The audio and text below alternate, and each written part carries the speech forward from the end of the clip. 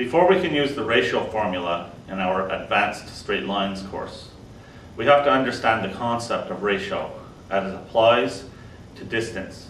Specifically, the distance traveled compared to the distance still to be traveled. This is illustrated here.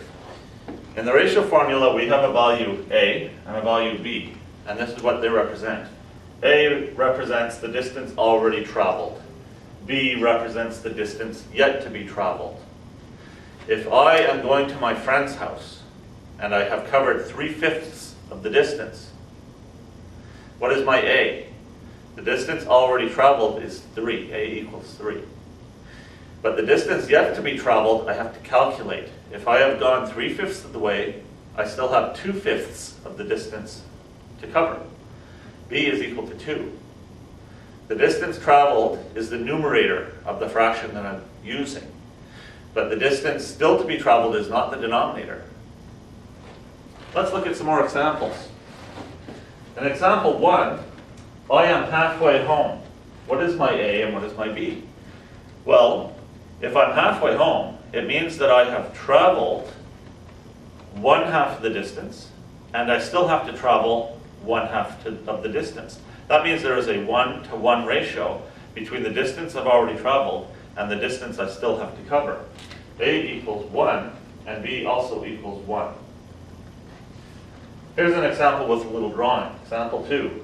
From E to F, if I am here, what is my A, what is my B? Well, if I am here and I'm going from E to F, I have traveled 1/4 of the distance. I have 1/4 already traveled. That means I have 3/4 that I still have to travel. My A is equal to 1. My B is equal to 3. In example 3, I stopped 3/7 of the way there.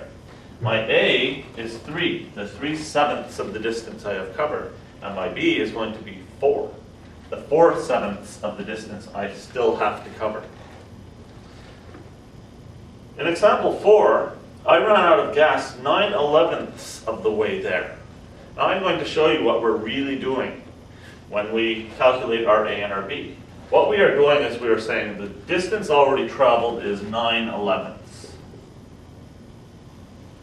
The distance still to be traveled is 2/11. If we do 9/11 divided by 2/11 in our calculator or on pencil and paper, our answer will be 9/2. The distance already traveled is 9. My A is 9. The distance still to be traveled is 2. My B is 2. This concept may seem confusing at first, but it is very important that you get it very clear. Because when you use the ratio formula, a little bit of confusion about this will usually result in you having an incorrect value for B, which means when you use the ratio formula, your answer will be wrong.